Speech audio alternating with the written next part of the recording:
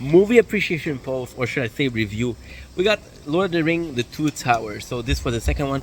Last week we did the first one, which was Fellowship of the Ring. And people prefer the third one, which is Return of the King. But for me, personally, I think the Two Tower is the most important out of the three because we have so many at stake, right? And the first movie we focus on discovering the world, discovering what's at stake, what are the consequences versus what a win would mean.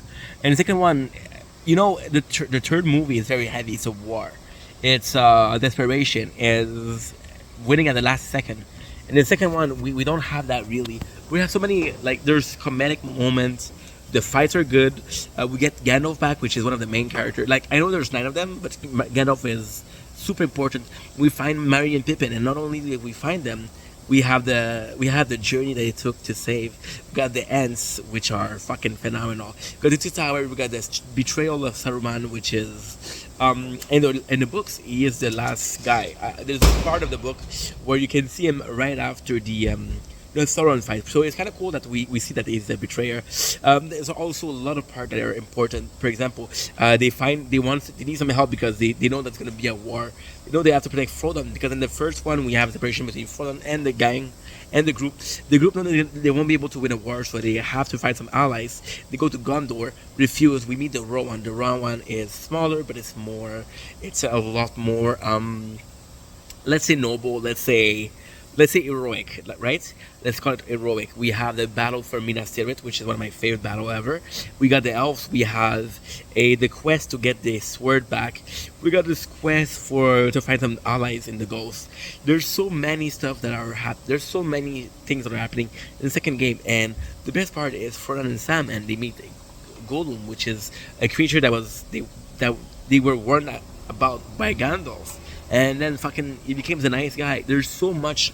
For me, the first represented the stake. The second one represented hope, because the third one it represents like a victory or battle. The second one there's really hope. There's less. It's like this calm before. It is the calm before the storm. Amazing movie. I think the acting is fantastic. The whole battle. The fact that one of my favorite characters, one of the underdog of Lord of the Ring is Faramir, which is the brother of Boromir, right? And we see Boromir as this kind of hero. We see him as this guy who could have done so much. And even when he was, hey,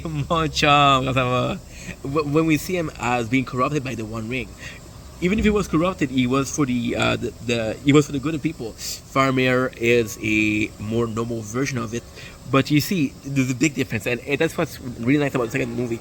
That's something we understand. Boromir, the fact that he was corrupted was because he had the Gondor on his end. Faramir didn't have the Gondor; he didn't have that pressure, so he could resist. Right. The second movie is also about allies. Oh, what's up? Yo, que toi? Non, un jeu. C'est un jeu, mon homme. And yeah, the second game, there's no such thing as a perfect.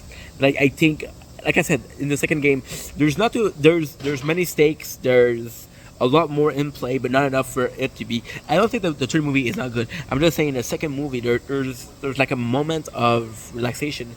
And the greatest thing about Lord of the Ring is, yes, it is the adventure for it, but it's also the character because.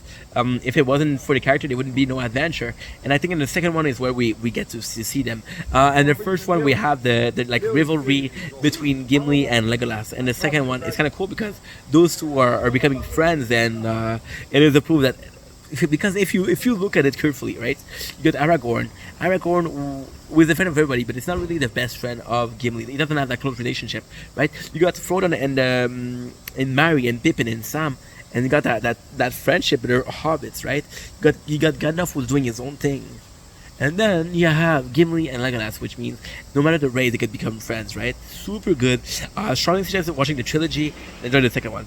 As always, love you guys. Peace.